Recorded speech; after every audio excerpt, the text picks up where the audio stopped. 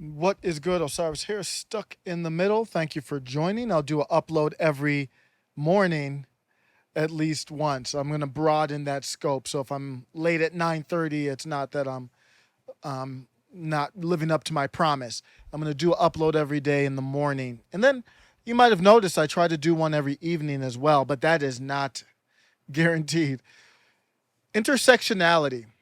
Intersectionality is something that this is based off of critical race theory again, and it is now permeating throughout society and our culture. This is not when it's in politics, it's known as identity politics. But this could be something that affects the justice system, your social events, just meeting strangers, any part of our life. That's how powerful this is. And the Rachel Nichols situation is an example of what's happening. This has been happening for years. I just didn't have a term for it. I didn't know the term. This term's been around for a long time. But now we can put terms to it. Now we can talk about it. It's happening more often as well. It's a lot more vicious as well. Rachel Nichols is a reporter for ESPN. She's done sideline reporting, in studio reporting. She's done her grind. She's been in the business forever. And Maria Taylor is another reporter who has been in the business for a little bit now, and people like her. She has success. Not talking about either one of their talents. I don't even watch ESPN anymore. It's just not a part of my life right now. But here's what happened. Rachel Nichols, a year ago, about exactly a year ago, July 2020, on a live mic, she was home because of COVID, left her equipment on accidentally, and recorded her conversation that she was having about her work situation. And this recording got uploaded to the ESPN servers. People who had access to the servers heard the conversation, recorded it on their cell phone, and leaked it. So this is all from a private conversation. So this is Rachel Nichols, who did not get the job she wanted. Maria Taylor did. They're both women. Maria Taylor is black. Rachel Nichols is white. Rachel Nichols said, I wish Maria Taylor all the success in the world.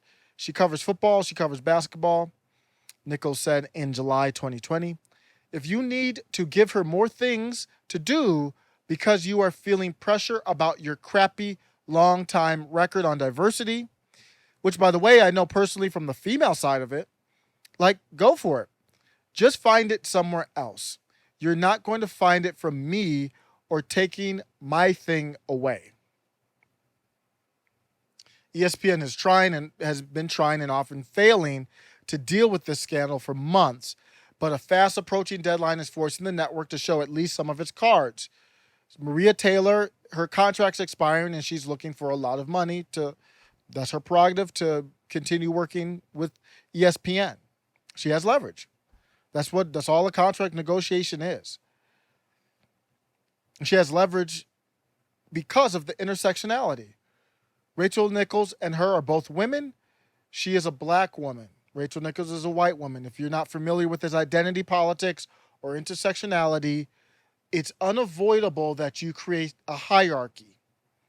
That's why you see a lot of jokes happening about straight white men, because they are at the bottom of this intersectionality totem pole.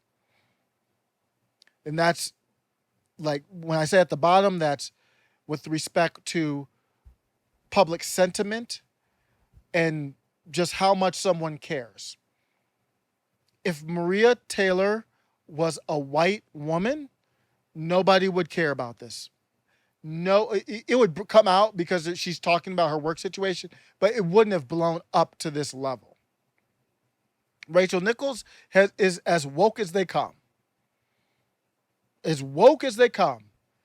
And she's still getting feedback. She had to somewhat address it or apologize on TV for these comments right here. It's unbelievable.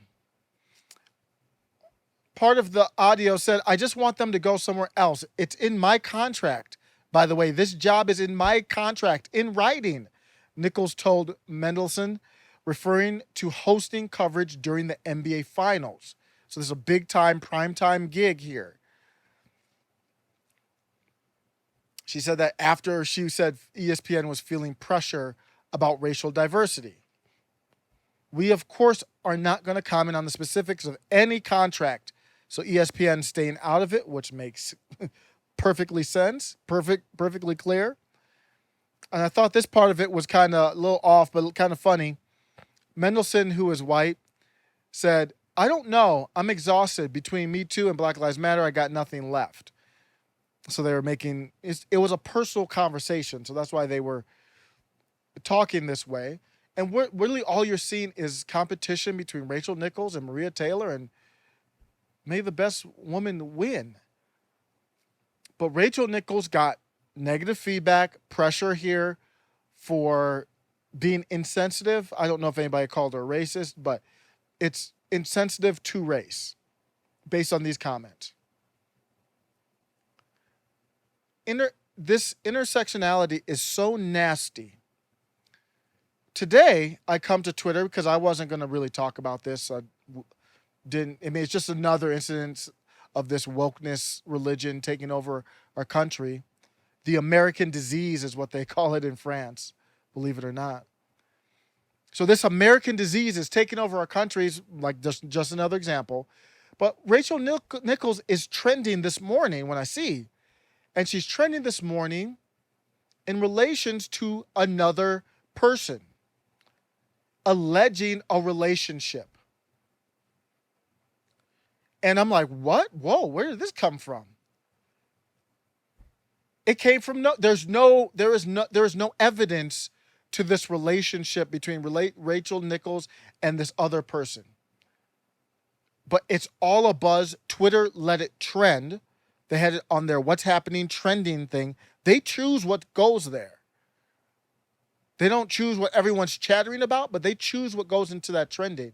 They had the name of the person in the trending.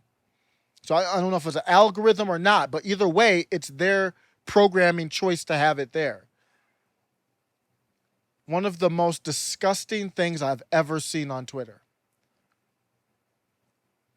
To have something like that trending with no evidence, it should have been squashed.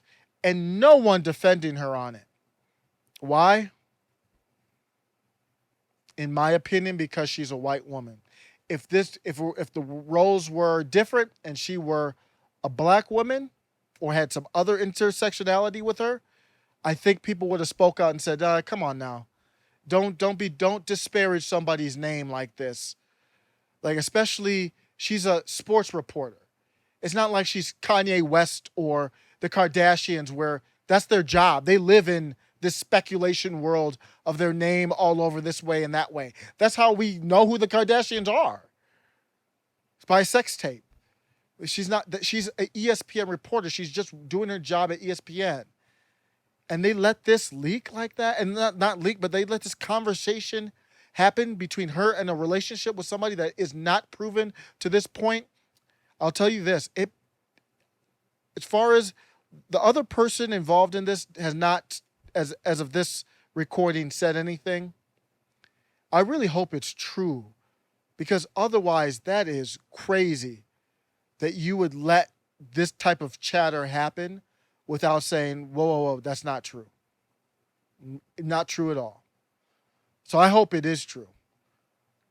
But if you want to find out, just Google Rachel Nichols relationship or whatever, and you'll see it. That is the ugly side of this thing. Take care.